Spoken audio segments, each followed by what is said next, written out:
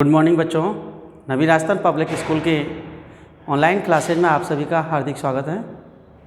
मैं श्याम सुंदर शर्मा आपको क्लास 9 सब्जेक्ट साइंस का चैप्टर नंबर 1 पढ़ा रहा हूँ। बेटा इस साल आप लोगों का जो कोर्स है वो चेंज हुआ है। लोकल क्लासेस का नई बुक्स चालू कर दी गई है, तो आप चाहो तो इसे नेट के द्वारा डाउनलोड कर सकते हो या आप यहाँ पर विशेष तौर पर अच्छी प्रकार से देखें। आपको सारी चीज़ क्लियर कराई जाएंगी और आपके टॉपिक पर फोकस रखना है आपको हर चीज़ का कि क्या पॉइंट आ रहा है, नए पॉइंट क्या है। तो इसलिए ध्यान रखना बेटा, अभी आपके पास बुक्स नहीं होगी, यहाँ पूरा ध्यान रखें। अच्छा चलो, पढ़ाई चालू करने से पहले आप लोग अभी उठे होंगे तो आपको एनर्जी चाहिए। चलो अपनी मम्मी से दूध मंगाओ, दूध पी लो एक गिलास, जल्दी जल्दी फटाफट। अब रुको, जल्दी ख़त्म मत करो दूध को, एक प्रश्न का आंसर दो पहले। ये जो दूध पी रहे हो ये क्या है, जल्दी बताओ। नहीं पता। कप पकड़ा हुआ है, कप क्या है, नहीं पता। मेरे हाथ में डस्टर है, ये क्या है, नहीं पता। बोलो डस्टर तो डस्टर है, दूध तो दूध है, यही कहोगे ना। नहीं बेटा, ये मैं भी जानता हूँ कि आपको पता है कि आप दूध पी रहे हो, ये मेरे हाथ में डस्टर है, आप जानते हो। लेकिन मैं आपसे ये नहीं पूछना चाह रहा, मैं आपको बताना चाह रहा हूँ कि साइंस की लैंग्वेज अगर हम यूज करें तो ये है क्या। मेरे हाथ में मार्कर है, आप भी जानते हो, मैं भी जानता हूँ, लेकिन साइंस की लैंग्वेज में क्या है, ये सभी बेटा पदार्थ। क्या बेटा, पदार्थ। कोई भी वस्तु जो आपके चारों तरफ है, जिसे आप यूज में ले रहे हो, चाहे आप उसे देख रहे हो। जैसे अभी आपने दूध पिया, दूध एक गिलास में आया था, तो गिलास की भी बात करूँ। आप वायु ले रहे हो, ऑक्सीजन लेते हो आप श्वसन क्रिया में, पंखे में, एसी में या कूलर में बैठे हो, जिस भवन के अंदर बैठे हो, बुक्स, नोटबुक वगैरह, पेन, जो भी आप यूज कर रहे हो, टेबल, कुर्सी, कार, जो भी यूज XYZ, वो सभी क्या बेटा, पदार्थ हैं। सभी क्या हैं, पदार्थ। आप कहोगे ये कौन सी नई बात बता दी है, तो हम भी जानते हैं कि सब पदार्थ हैं। ये कहोगे ना, आप कौन सी नई बात बताई है, पदार्थ है तो हम भी जानते हैं। लेकिन मैं आपको एक चीज़ बताना चाहूँगा बेटा कि मैं इन सबको तो पदार्थ कह रहा हूँ, लेकिन एक प्रश्न पूछूँ मैं आपसे कि मैं आप लोगों को बहुत प्यार करता हूँ, बहुत अच्छे स्टूडेंट हो आप मेरे, तो मैं आपको बहुत लाइक करता हूँ। लाइक करना क्या ये भी पदार्थ है या नहीं? अगर नहीं तो क्यों नहीं, रीजन बताइएगा। या आपका पड़ोसी आपसे जलन करता है, नफरत करता है, तो क्या नफरत, जलन ये सब पदार्थ है क्या? और नहीं है, क्यों नहीं है, क्या डिफरेंस है कि मैं इस मार्कर को पदार्थ कह रहा हूँ लेकिन नफरत को, प्यार को, इसको नहीं कह रहा? क्यों नहीं कह रहा? इसके बीच कुछ ना कुछ कड़ी होगी बेटा, और वही कड़ी हमें क्लियर होनी चाहिए, तभी हम रियलिटी में साइंस की भाषा को समझ सकते हैं। क्योंकि ये चैप्टर रटने का नहीं बेटा, समझने का है। न्यू सिलेबस है, न्यू चैप्टर्स हैं, थोड़ा ढंग से समझें आप, और विद एग्जाम्पल ही आपके क्लियर हो गए सारे चैप्टर, रटने के चैप्टर नहीं है। इसीलिए आपको केमिस्ट्री का स्टार्टिंग चैप्टर नंबर 1 पढ़ाया जा रहा है, रटना बिल्कुल नहीं होगा। तो पदार्थ पर इसमें क्या होता है बेटा, पदार्थ के लिए जैसे मैंने अभी कहा आपसे, दूध के लिए कहा या मार्कर के लिए कहा, जैसे मार्कर के लिए बोल देता हूँ। अब मार्कर में देखिएगा दो चीज़ है। पहली चीज़ तो क्या है कि इसका भार होता है, इसको आप वेट कर लीजिएगा, कुछ ना कुछ तो आएगा, 10 ग्राम, 20 ग्राम, 50 ग्राम, कुछ ना कुछ तो वेट आएगा ही आएगा। दूसरी जगह अगर इसको मैं कहीं पर भी रखूँगा तो ये क्या करेगा, स्थान घेरेगा, स्थान घेरता है। इसका मतलब इसका क्या होता है बेटा, आयतन। भाई स्थान को ही घेरेगा जिसका आयतन होगा, निश्चित है। जैसे अगर एक बॉक्स है उसमें 10 मार्कर आ सकते हैं, मैंने 6 रख दिए और आपसे बोलो बेटा आप मार्कर रखो, तो आप कितने रख सकते हो, 4। क्यों? क्योंकि 6 पहले जो मैंने रखे थे उन्होंने उसका स्थान घेर चुके हो, केवल 4 का शेष है। तो आप लोगों ने ये समझा कि कोई भी जब वस्तु अगर उसका भार है और उसका आयतन है तो ही हम उसको क्या कह सकते हैं, पदार्थ। अगर उसमें एक चीज़ की भी कमी है, भार की या आयतन की, तो हम उसको पदार्थ नहीं कह सकते। जैसे मैंने कहा था कि आपकी मम्मी आपको बहुत प्यार करती है, तो प्यार करती है, कितना करती है, 10 ग्राम करती हैं, 20 ग्राम करती हैं? कभी तोल के देखा है क्या मम्मी के प्यार को? या फिर कितना करती हैं, 1 लीटर, 2 लीटर, 500 मिलीलीटर, कितना करती हैं? कभी रिप्रेजेंट नहीं कर सकते ना। तो इसका मतलब वो भार, वो पदार्थ नहीं होगा। क्यों? कि उसमें भार भी नहीं है और आयतन भी नहीं है। तो पदार्थ के लिए पहला जो मेन क्वालिटी है कि जिसको आप पदार्थ कहोगे, उसके लिए शर्त यही होती है कि उसका भार भी होना चाहिए और आयतन भी होना चाहिए। ये टॉपिक क्लियर? ये इस अपनी नोटबुक में लिख लीजिएगा इसको।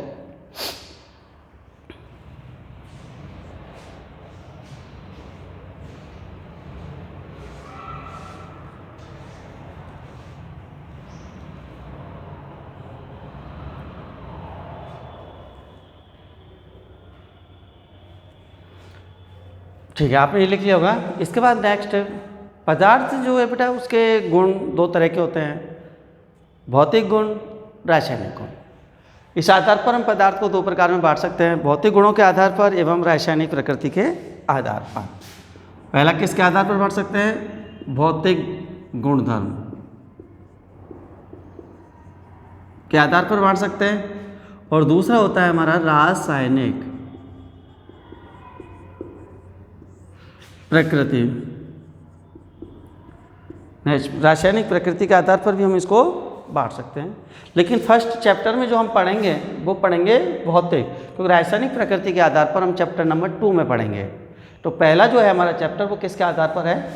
भौतिक गुणधर्म के आधार पर। तो ये तो आपको क्लियर हो गया होगा कि पदार्थ होता क्या है। ठीक है, केवल अभी तक आपको पता लगा है पदार्थ के बारे में कि पदार्थ है क्या।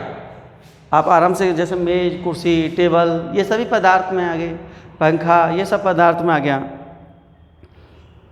इसका आपने कहा भौतिक गुणधर्म के आधार पर, तो सबसे पहला जो पॉइंट है भौतिक गुणधर्म के आधार पर, वो देखिएगा, जैसे हम चौक से आपको पढ़ाते हैं, चौक कभी कभी हाथ से गिर जाता है नीचे, तो देखा होगा चौक के टुकड़े हो जाते हैं, 2, 3, 4, 5 जो भी है। या आप कांच के गिलास में पानी पी रहे हो और अकस्मात कांच के गिलास छूट जाए, तो ज़मीन पर छूटते देखा होगा बहुत सारे कणों में वो टूट जाता है। तो आपने देखा कि सर ये तो टूट जाता है, ठीक है कोई बात नहीं, लेकिन लकड़ी गिरती है, लकड़ी तो नहीं टूटती। लकड़ी गिरती है, लकड़ी नहीं टूटती।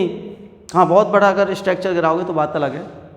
तो आप क्या कह सकते हो, क्या पदार्थ छोटे छोटे कणों से मिलकर बना है, या एक लकड़ी की तरह एक ही कण सीधा होता है, बहुत बड़ा होता है? जैसे 1 मीटर का स्केल है, तो क्या वो एक ही कण है क्या पूरा?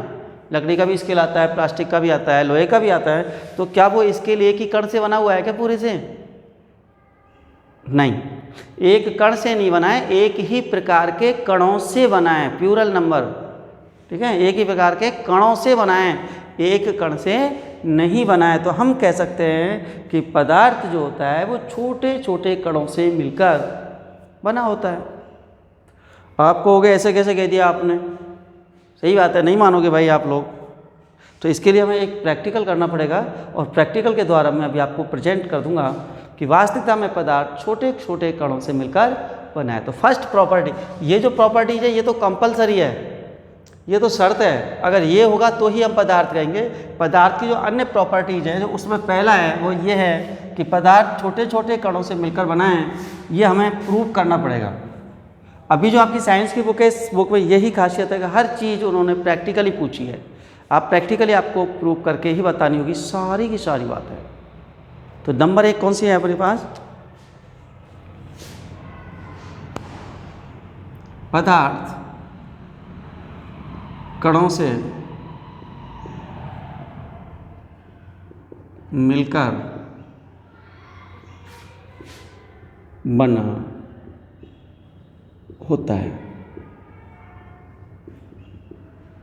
सभी समझने पे ध्यान देंगे, बाद में उतारने के लिए टाइम मिलेगा आपको। तो आपको ये देखना है पदार्थ छोटे छोटे कणों से मिलकर बना होता है। इसका प्रूव करने के लिए एक प्रैक्टिकल करेंगे एक्टिविटी। तो क्या होगा बेटा, जैसे आपने गिलास लिया कांच का,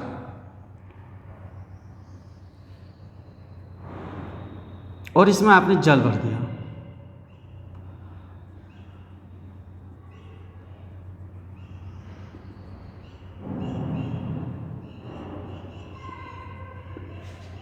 ये क्या भर दिया आपने? जल। ये कांच का बीकर है, और यहाँ आपने पॉइंट लगा दिया ए।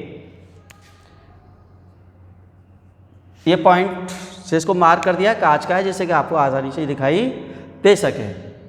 अब आप क्या करोगे, इसमें 2 चम्मच शक्कर डालोगे। चलो ये तो हो गया अपना फर्स्ट। सेकंड स्टेप,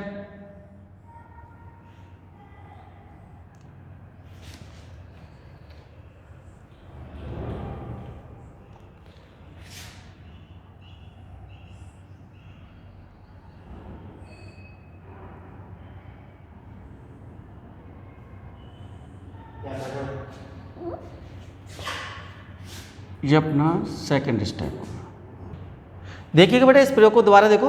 आपने सबसे पहले कांच का बीकर लिया, उसमें जल डाला, जल का जहाँ पर स्तर है वहाँ आपने क्या पॉइंट डाल दिया, ए।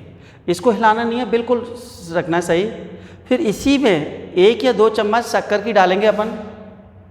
शक्कर डालते ही हमको एक चीज़ ऑब्जर्व होगी, एक चीज़ दिखाई देगी। एक बात वो ये दिखाई देगी कि जैसे जो पॉइंट ए है ना, जल का स्तर ए से कुछ ऊपर आ जाएगा, पहली अपेक्षा क्या हो जाएगा बेटा, अधिक बढ़ जाएगा इस तरह से। अब ये किसके कारण बढ़ा, जो आपने शक्कर डाली है। भाई जल तो आपका उतना ही था ना, पहले था उतना ही, अब क्या डाल दिया आपने, शक्कर। और इसका जो लेवल था, ए लेवल तो यहाँ था, और अब यहाँ पर क्या हो गया बेटा, बी। ये जो बढ़ा है इतना, वो किसके कारण बढ़ा है, शक्कर के कारण का। आपने इसमें कितनी शक्कर डाली, तो आप लोगों ने देखा कि शक्कर के कण इसमें गए तो कणों की संख्या क्या हो गई, ज़्यादा हो गई। कणों की संख्या क्या हो गई, ज़्यादा, इसलिए इसका आयतन भी ज़्यादा हो गया। मैंने आपको कहा था कि इस आयतन होता है पदार्थ का, तो देखो शक्कर ये प्रूव कर रही है कि उसका आयतन है, इसीलिए उसने पानी का जो आयतन था उसको बढ़ा दिया। ये सेकंड स्टेप के बाद आप जैसे ही थर्ड स्टेप यूज में लोगे, तो थर्ड स्टेप यूज में लेते क्या करोगे बेटा, कि इसको थोड़ा सा मिलाओगे। अब कांच की छड़ से पानी को मिलाओगे तो शक्कर धीरे धीरे धीरे धीरे छोटे छोटे कणों में टूटती जाएगी, और एक स्थिति ये आ जाएगी कि आपको शक्कर दिखाई देना बंद हो जाएगा, और पानी का जो स्तर है वो वापस ए पर आ जाएगा। देखिएगा क्या हो जाएगी तीसरी कंडीशन, ये वाली कंडीशन आ जाएगी तीसरी, कि जो आपने पानी डाला था वो वापस ए पर आ गया, और जो शक्कर थी वो आपको दिखाई नहीं दे रही। इस तरह से वापस पानी का स्तर देखिएगा ए पर आ चुका है। जो पहले जार में था वही थर्ड में आ गया, ये थर्ड में भी वही पोजीशन आ गई फर्स्ट वाली। अब ऐसा क्यों हुआ बेटा, पहले कम था फिर ज़्यादा हो गया फिर कम हो गया, ऐसा क्यों हुआ, वही हुआ जो रीजन मैंने आपको ऊपर लिख रखा है। पानी था, पानी के कणों ने आयतन घेर लिया, शक्कर डाला, शक्कर के कण भी इसमें शामिल हो गए, आयतन बढ़ गया। लेकिन जैसे ही शक्कर को आपने उसमें मिलाया कांच की छड़ से, तो वो छोटे छोटे टुकड़ों में टूट गई, क्योंकि पदार्थ कणों से मिलकर बना होता है। शक्कर के कण बड़े होते हैं, तो वो उसका मूल रूप नहीं होता है बेटा। जब उसको अपन डिजोल्व करते हैं तो वो और छोटे कणों में, और डिजोल्व करेंगे और छोटे कणों में, लास्ट में इतने बारीक कणों में विभाजित हो जाते हैं कि हम उन्हें नग्न आँखों से नहीं देख सकते, पहचान नहीं कर सकते कि पानी में शक्कर का कण कौन सा है, नहीं कर सकते ना। तो और वो कण कहाँ चला जाएगा, पानी पूरी तरह से वितरित हो जाएगा। तो इसलिए जो पानी का लेवल है वापस बी से कहाँ जाएगा, ए पर आ जाएगा। तो इस प्रयोग के द्वारा हम सिद्ध कर सकते हैं कि पदार्थ छोटे छोटे कणों से मिलकर बना होता है। पहले इस प्रैक्टिकल को आप अपनी नोटबुक में उतार लीजिएगा सभी।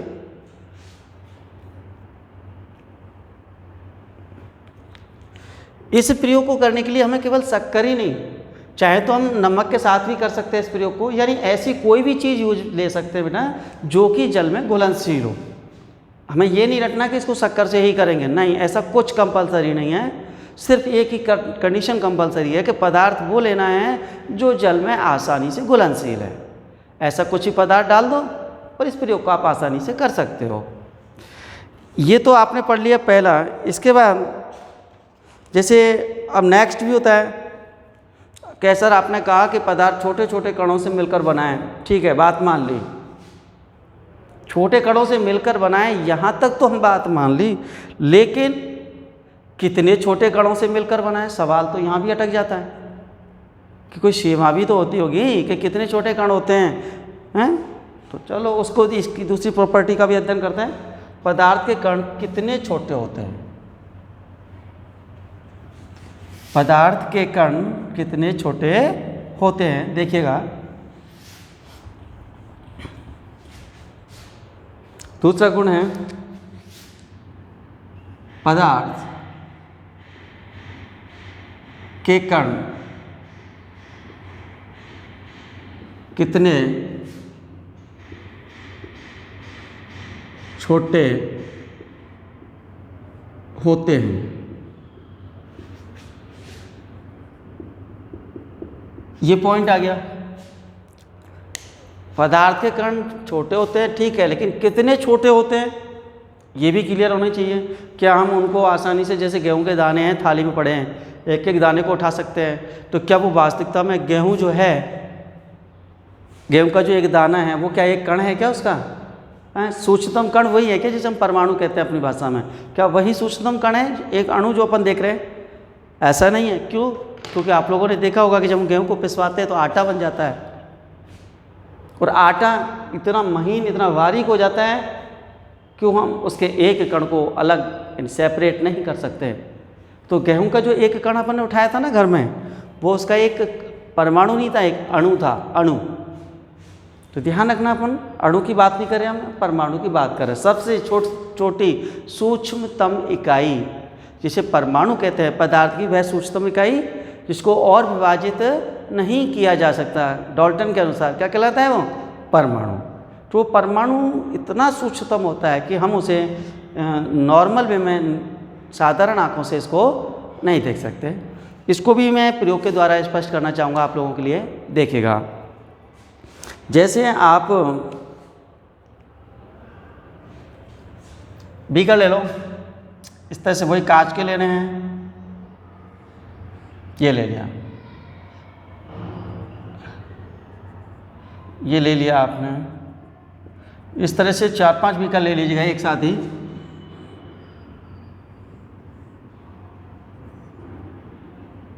इस तरह से आप 4-5 ले लेंगे। ये दूसरा पॉइंट क्लियर हो रहा है, पदार्थ के कण कितने छोटे होते हैं, उसको हम प्रैक्टिकली क्रियाकलाप के द्वारा स्पष्ट कर रहे हैं।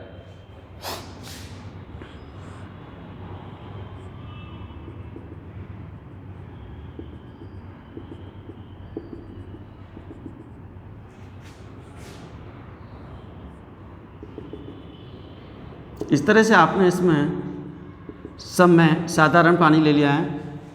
पानी लेने के बाद इसमें कुछ क्रिस्टल पोटेशियम परमैंगनेट के डाल देंगे।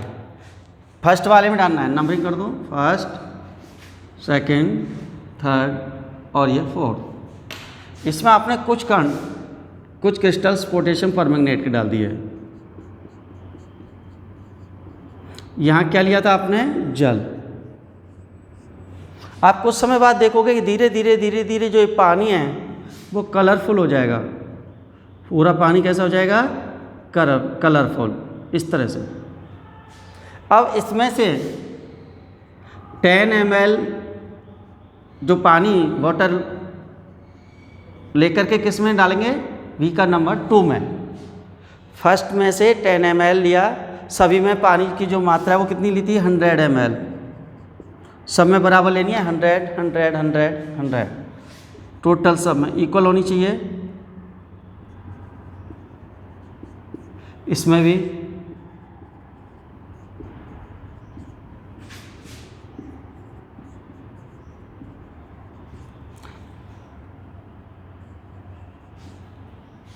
इसमें से आपने 10 ml लेकर बीकर नंबर 2 में डाला, तो आप देखोगे कि जो कलरफुल पानी बीकर नंबर 1 का हुआ था, सेम उसी तरह से कलर बीकर नंबर 2 का पानी भी इस पानी को डिजॉल्व करने के बाद कलरफुल होना, यानी रंगीन, कैसा पानी चालू हो जाएगा? रंगीन होना प्रारंभ हो जाएगा। लेकिन एक छोटा सा डिफरेंस दिखेगा आपको कि जितना डार्क ये था फर्स्ट बीकर, उतना डार्क नहीं होगा, थोड़ा सा कैसा होगा? लाइट। लाइट मतलब हल्का, हल्का कलर होगा। इसमें से फिर इस 10 ml लोगे और किस में डालोगे? बीकर नंबर 3 में। तो इसका जो पानी का जो कलर है वो क्या होगा? सेकंड की अपेक्षा और भी लाइट हो जाएगा। थर्ड में से लेके फोर्थ में डालोगे दोबारा फिर 10 ml। जैसे ही आप फोर्थ में डालोगे आप क्या देखोगे बेटा कि इसका पानी और भी लाइट। तो इसका कहने का मतलब क्या हुआ कि जब आपने सबसे पहले KMnO4 डाला था फर्स्ट में इसको डिजॉल्व होने दिया, इसका पानी सबसे अधिक कलरफुल हो गया, सबसे अधिक कलरफुल हुआ पहले का। इसमें से 10 ml आपने किस में डाला, सेकंड में, तो इसमें KMnO4 के कुछ कण इस 10 ml पानी के द्वारा बीकर नंबर 2 में स्थानांतरित हुए, लेकिन हमें वो कण दिखाई नहीं दे रहे हैं, हमें सिर्फ कलर दिखाई दे रहा है। हमें ये दिखाई नहीं दे रहा कि पानी में ये वाला पॉइंट वाटर का है और ये वाला पोटेशियम परमैंगनेट का, हम सेपरेट नहीं देख सकते हैं। हमें पूरा के पूरा पानी ही कलरफुल दिखाई दे रहा है, ऐसा लग रहा है कि इसमें अलग अलग है ही नहीं, एक ही चीज़ है, टोटल एक ही चीज़ है, मिक्स हो चुका है। जैसे एक बिलियन की एक कंडीशन होती है ना, वो वाली बात, अलग अलग दिखाई नहीं दिया। इतने छोटे कण हैं कि पूरा के पूरा पानी सेम लग रहा है, लेकिन सारे कण नहीं गए बेटा, इस पानी में कुछ कण इसमें से चले गए, तो इसका भी कलर हुआ लेकिन इससे लाइट हो गया। अब इसमें से 10 ml ले रहे हैं, तो इसमें से जैसे मान लो अगर इसके 100 कण गए थे, तो इसमें से मात्र कितने कण जाएंगे, 80% या 70 मान लो, इतने कण ही अगले में जा पाएंगे और इसमें कणों की संख्या और भी कम हो जाएगी। जब KMnO4 के कणों की संख्या कम हो जाएगी, लेकिन पानी पहले भी 10 ml लिया था और अभी भी हम 10 ml ले रहे हैं, वॉल्यूम बराबर है, आयतन बराबर ले रहे हैं पानी का।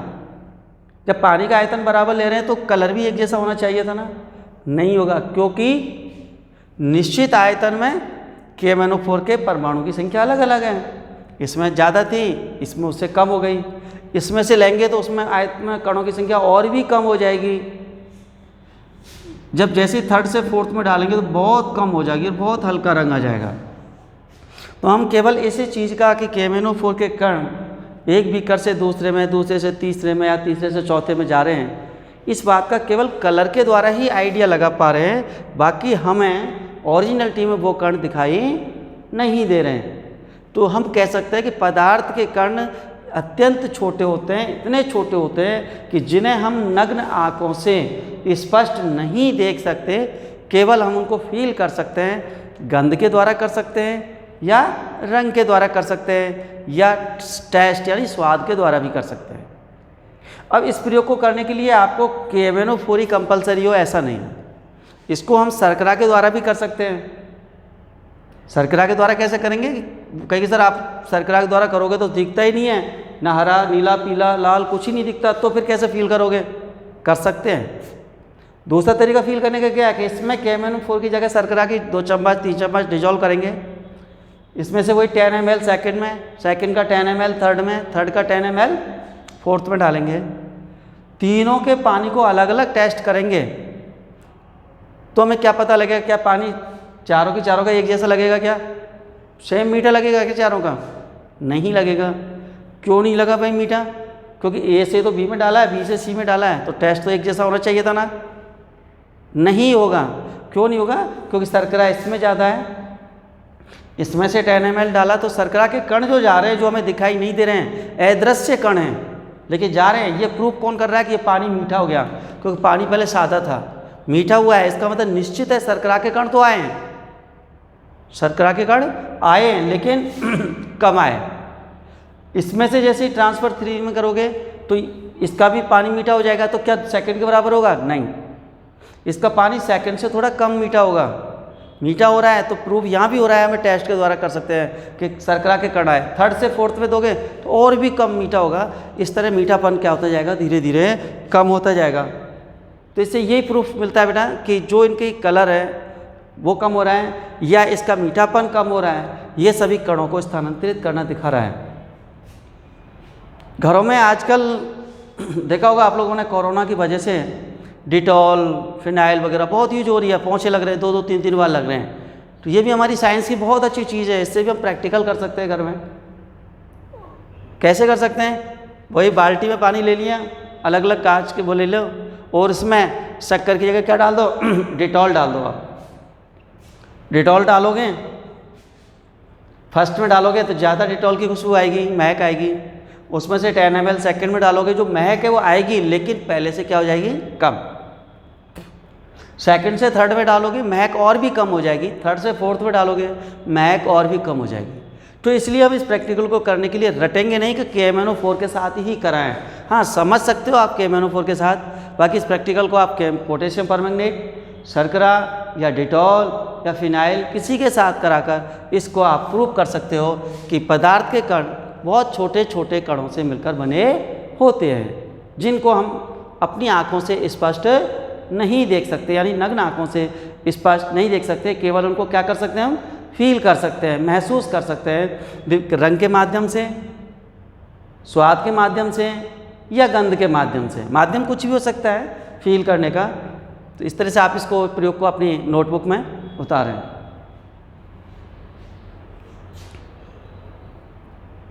Sir on. तो आप लोगों ने देखा बेटा ये 2 प्रैक्टिकल समझे। तो कल हम नेक्स्ट पदार्थ के और जो गुण हैं उनके बारे में समझाएंगे। तो आज आपने पढ़ा, आपको कैसा लगा, कितना समझ में आया, इस बात की जानकारी के लिए मैं आपको कुछ होमवर्क दूंगा, तो आप उस होमवर्क को करेंगे क्लियर। बिल्कुल डरना नहीं है, गलती कुछ भी हो सकती है, क्योंकि नेक्स्ट लेक्चर में हम आपको उन गलतियों को सुधरवाएंगे।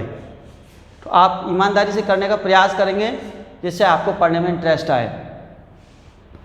तो सबसे पहले तो आपको एक चीज़ ये पढ़ना है कि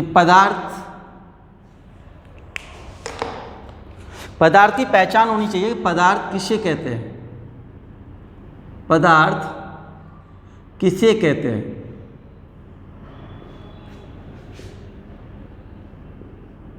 किसे कहते हैं,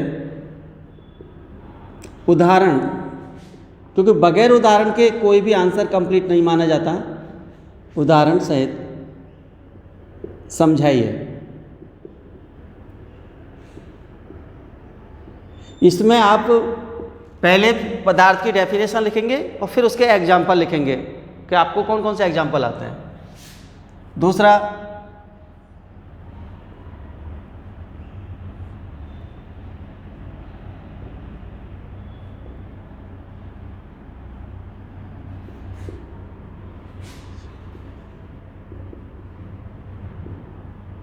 पदार्थ छोटे छोटे कणों से मिलकर बना होता